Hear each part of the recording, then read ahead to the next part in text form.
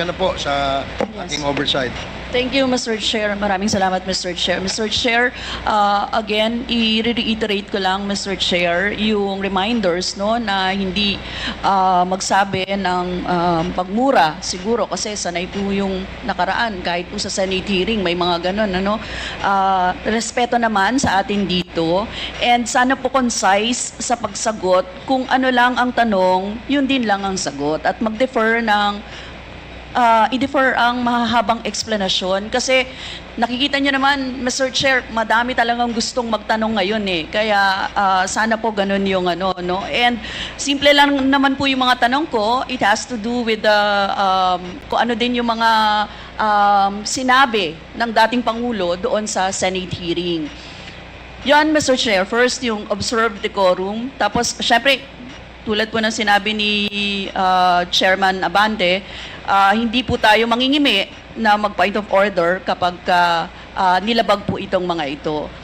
Yun. Now, Mr. Chair, I would like to direct my questions, Mr. Chair, to Rodrigo Duterte. Mr. Chair, noong October 28, sinabi ni dating Pangulong Duterte, under oath, sa harap ng Senado, and I quote, I and I alone take full legal responsibility sa lahat na nagawa ng mga pulis. Pursuant to my order, ako ang managot. At ako ang makulong, wag yung pulis na sumunod sa order ko. Ang tanong natin, Mr. Chair, the families of innocent extrajudicial killing victims are present. Yun po yung pinagsalita nyo kanina. So can the former president look them in the eyes and say once more that he takes full legal responsibility for the deaths of their loved ones, Mr. Chair?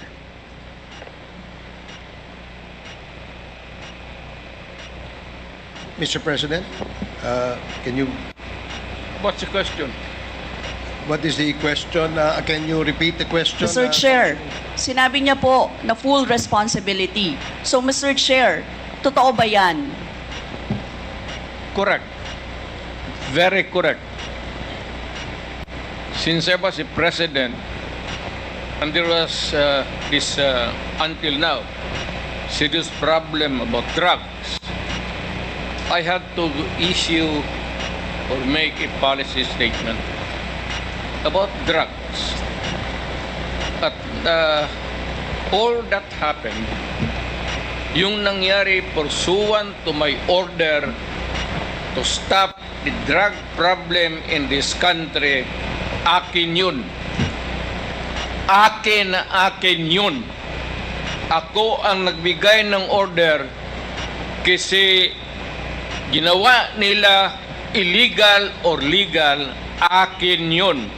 Thank you, Mr. Chair. I take full responsibility for it. Thank you, Mr. Chair. Yun po yung tanong ko. Yung families of innocent extrajudicial killings, kayo din. File the case in court. Mr. Walang Chair. problema. Nandiyan din ang korte. Yes, Mr. Chair. Second question ko. Responsable kayo kasi polisiyan nyo yon. Kumbaga, tatak Duterte. Dahil polisiyan nyo rin yan, tama ba? Sa Davao. Nung nasa Davao pa kayo. Tama ba na tawagin po itong Davao model or Davao style? Mr. Chair? I cannot control the semantics. Mr. Chair, yes or no? approach. Davao style. Do not ask me to answer yes or no. You are not an investigator. Mr. Chair, tayo po ay nasa investigasyon kasalukuyan, Yes, Mr. but you Chair. are not an investigator. Why are you asking me to answer Mr. yes Chair, or tinatanong no? ko lang na... Point of Session order. suspended.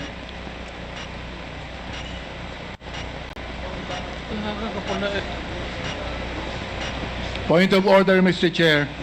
Ano ka, pulis? All right, you're currently watching the House Quad Committee hearing on the drug war that happened during the Duterte administration's term. I'm Carmina Constantino, and you're watching our special live coverage of the Quad Committee hearing. We just saw Representative Arlene Brosas there questioning former President Rodrigo Duterte. The questioning became heated, and that's why there was a point of order called and an eventual suspension of the hearing. But now I think the hearing has resumed, so we go back to the House of Representatives. Tinatanong ko lang po kung yes or no, Davao style ba yung inyong modelo. Mr. Chair, ayaw niya sagutin. So, Mr. Chair, hindi ko maintindihan yon. I'm What sorry. is your personality, Your Honor?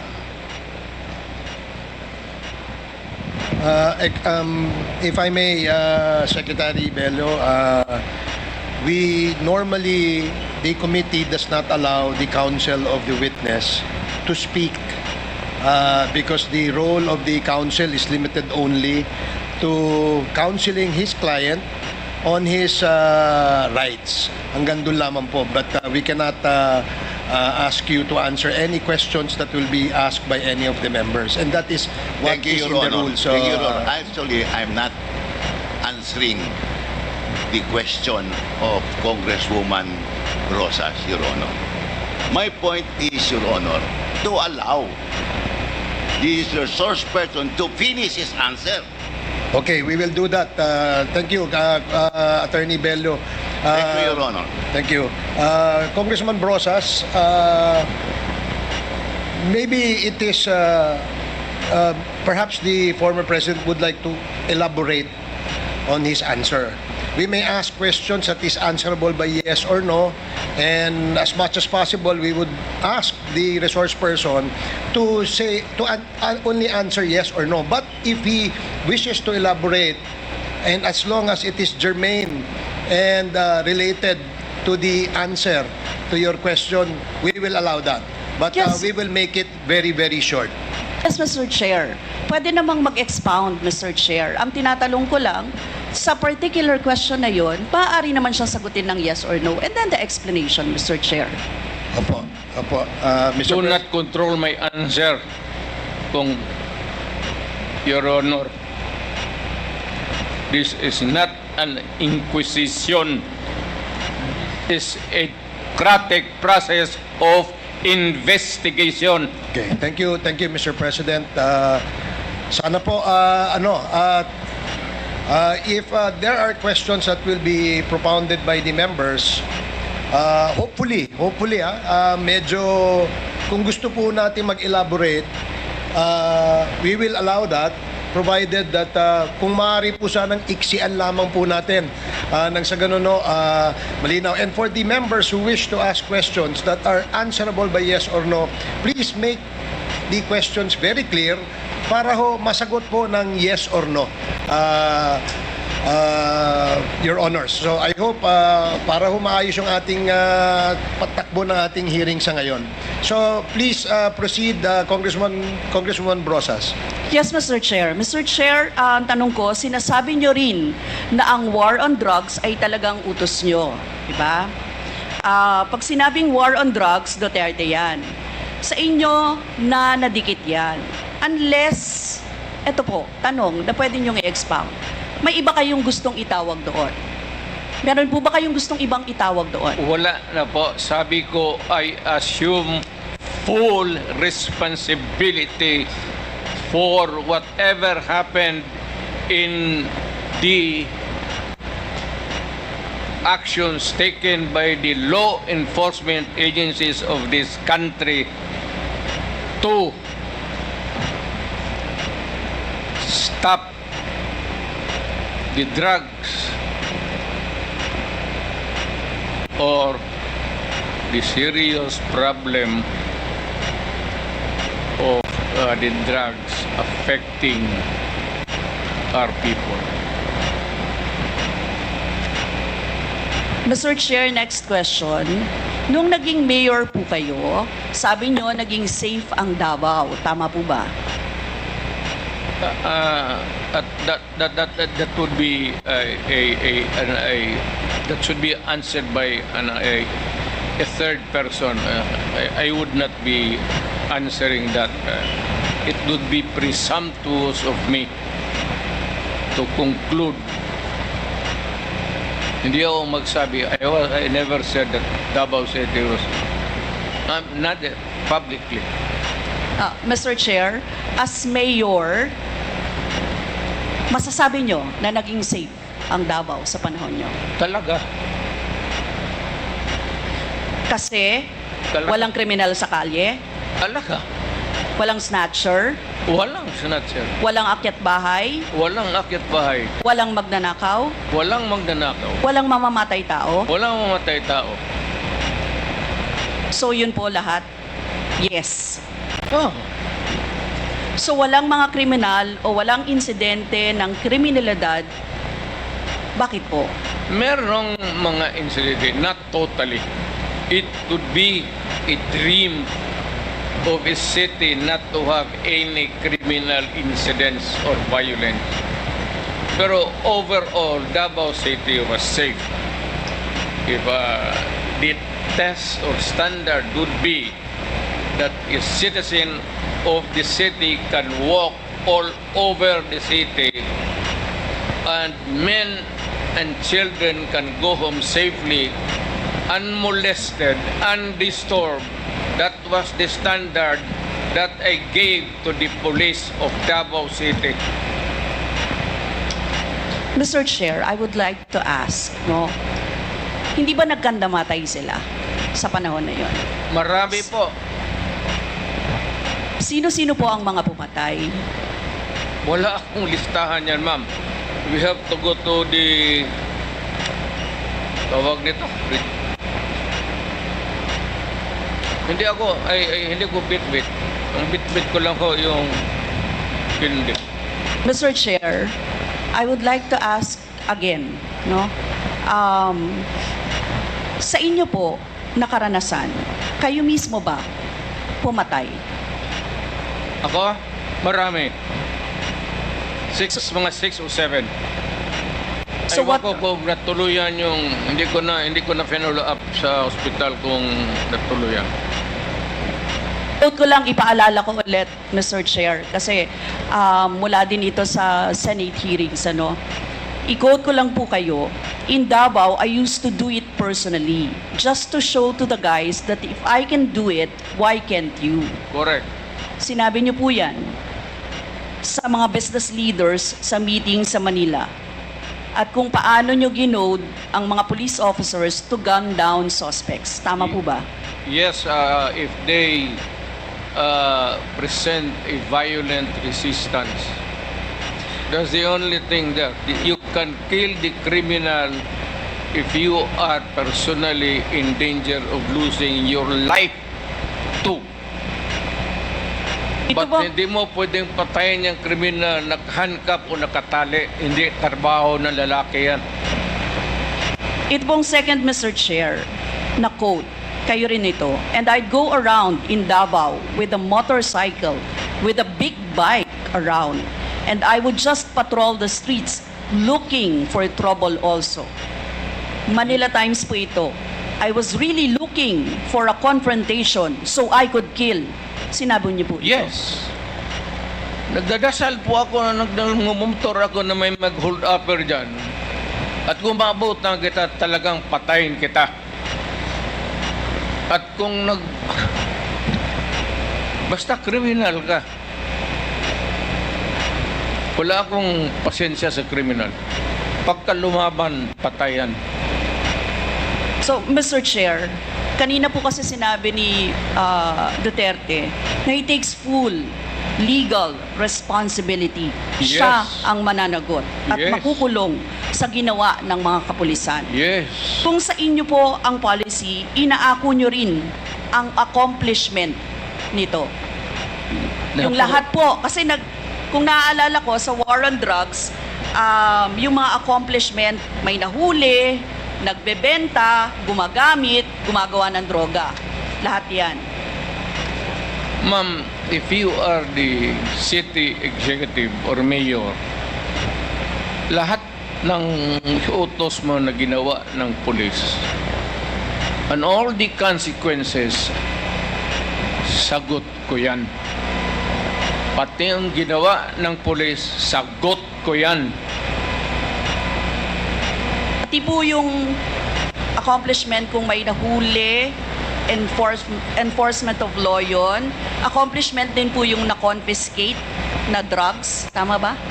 Lahat ng trabaho ng pulis, because you are the mayor, inotos mo yan, and the consequences, or sometimes an incident can go right and go wrong. Protektahan ko yung pulis kasi ako ang mayor. Hindi magtrabaho yung pulis, matakot yan kung hindi mo bakapan. So lahat ng trabaho ng pulis, nung ako'y mayor, for the longest time, akin yan. So, Mr. Chair, alam niyo po ba kung ilan ang arrested sa mga drug operations at how much ang drug na na-seize nung time na yan? Ma'am, I was not notified in advance that I have to make an accounting for the arrested persons in Davao City. That is, I would not want to. That would not be a proper question. Mr. Chair, sabi niyo yung accomplishment report sa inyo yan. Accomplishment, yes. Accomplishment is another thing. But you see, to ask for the number of arrests or killings, that would be a stupid question. Mr. Chair, sinabi po ninyo na aakuin nyo lahat. E di syempre may accounting din kayo, Mr. Chair. At kabisado nyo, kahit nga kabisado ninyo kung ilan ang hinuli, ilan ang pinatay, ilan. Dapat may accounting kayo, Mr. Chair. And I believe, Mr. Chair, noong 2017, correct me if I'm wrong, may President's Accomplishment Report kayo. Yes, ma'am. Mr. Chair. Tanungin kita, where were you the other day at 4 o'clock in the afternoon? Point of order, Mr. Chair. Yan nga sinabi ko. Yes, may I remind our resource person, Mr. President, maaari po ay wag po, iwasan po natin magtanong sa ating po mga membro.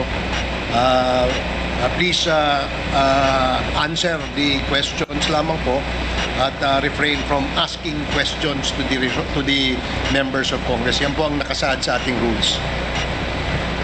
Please continue, Congresswoman Brosas. Thank you, Mr. Chair. I'm sure alam po yan ng former President kasi siya ay naging miyembro din ng Kongreso, Mr. Chair. Yes. Yes, Mr. Chair, 2017 President Accomplishment Report meron, sinabi nyo rin naman. Ngayon, Mr. Chair, kung ganon, handang mag-cooperate ba ang dating Pangulo sa lahat ng investigations na gagawin, Mr. Chair? All investigations. What do you mean by lahat? How many investigations do you think that I have to participate? Point of order again, Mr. Chair. That's a 1 minute suspension. walang pre.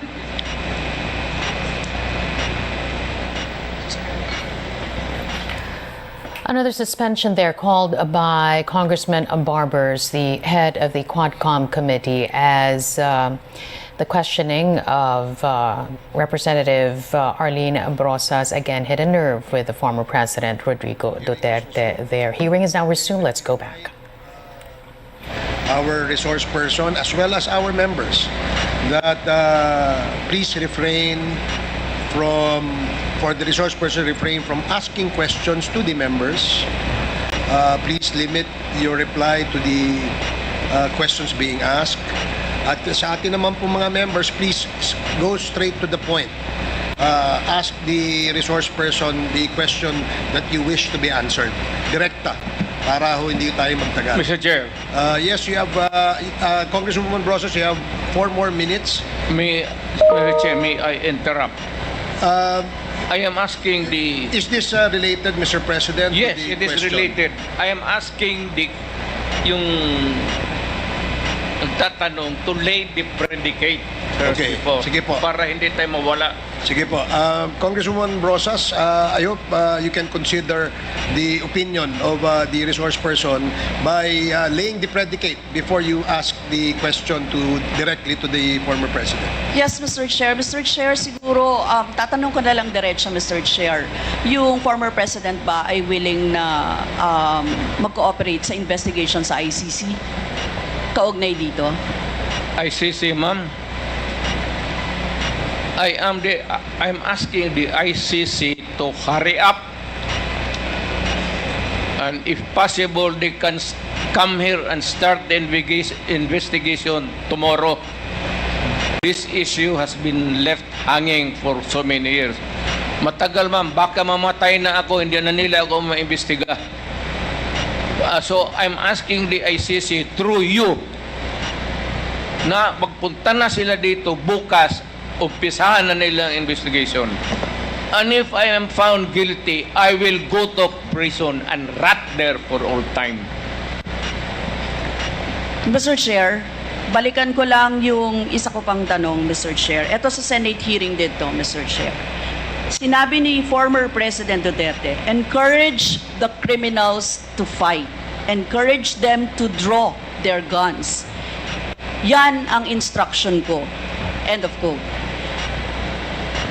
And the only way na hindi kayo makulong and to justify the killing is bigyan mo talaga ng panahon na lumaban. Tama po ba? Yan ang sinabi ninyo. Yes, because that would be justified kung lumaban. Yan, kasunod pa lang po yung Ang question ko. utos ko- Ang question ko po ay bakit nyo ine-encourage yung kriminal na lumaban? Para medyo maminus-minus ang problema sa syudad ko.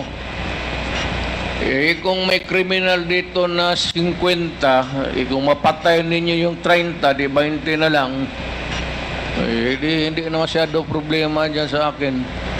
Ibig sabihin, Mr. Chair, hindi mapaparusahan ang nakagawa ng krimen in self-defense. Hindi man sadya. Alam naman trabaho ng pulis, ma'am. The policeman should know when to kill and when to injure. Hindi naman kailangan sabihin, ma'am. May elements naman ng self-defense. Alam niyo yon, Mr. Chair. Not self-defense, man. Performance of duty. Performance of duty, but And elements of connected with self-defense. that performance of duty is self-defense. So, Mr. Chair, ano-ano yon? Ang what? Elements of self-defense, Mr. Chair. Self-defense is when you defend yourself to avoid injury, serious, or you die. That is applicable also to a policeman who is performing his duty, because the policeman has to confront, ang civilian has to iwasan.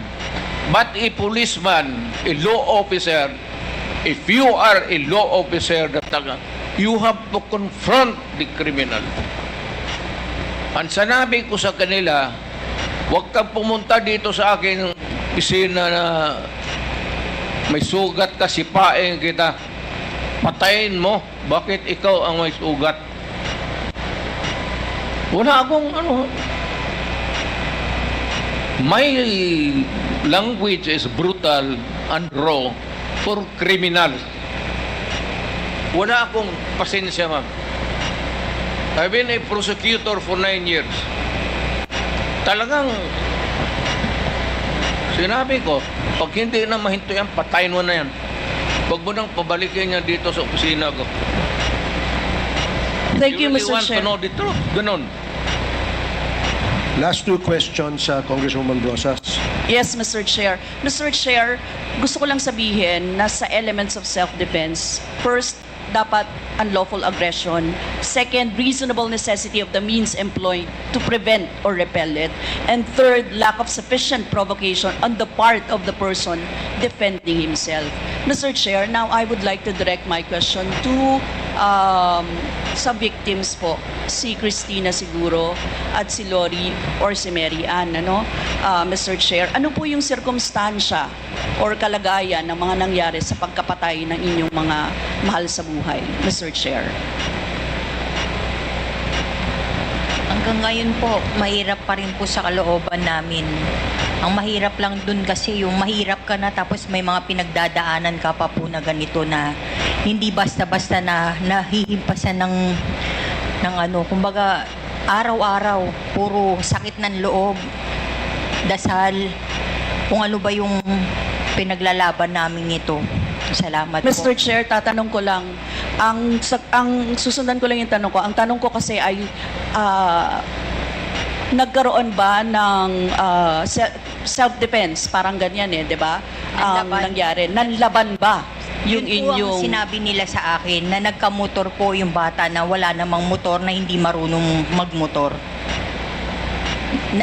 Yung pong nanlaban, yun po yung sinabi nila sa akin na nakipag-anuhan po daw ng baril.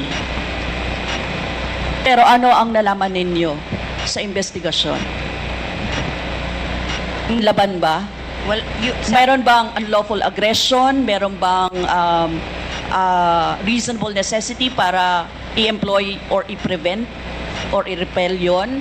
Meron bang lack of sufficient provocation mula sa parte ng tao na dinidepensahan yung sarili niya? Sa lahat po ng mga nalaman ko po, dahil wala na rin naman akong ganun kaalaman ng ganyan po, lahat po yun gawa-gawang kwento po at wala rin pong napakitang ebidensya na nagsasabi ng katotohanan na nanlaban po yung bata. Si Nanay Lori siguro.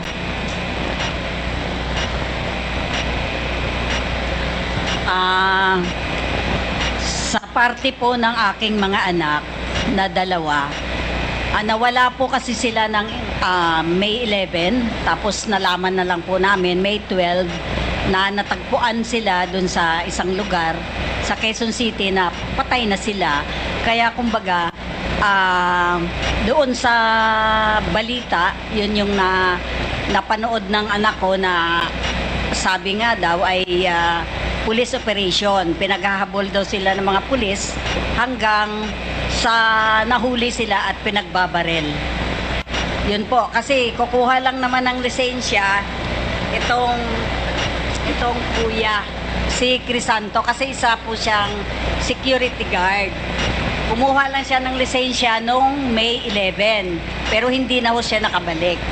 Tapos kinabukasan ho, yun na panood na siya sa isang news sa TV na yun nga, natagpuan na sila na patay na. Tapos yun, pinaghahanap na po namin. Si Nanay Mary Ann. Yung time po nung pinas lang yung mag-ama ko, sa totoo lang, planado po ng mga pulis yun, na pumatay po sila. Ang hinahanap po nila, hindi po yung mag-ama ko, yung kapatid ng asawa ko. Nasa police report po nun.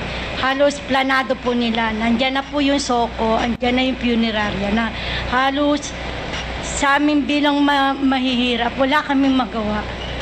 Halos talagang yung ginawa ng mga opisyal ng mga kapulisan na imbis na magtiwala kami, nawalan kami ng tiwala. Halos sa tingin po namin parang mga na po sila. Hindi na po nila ginagampanan yung mga obligasyon nilang bilang mga pulis.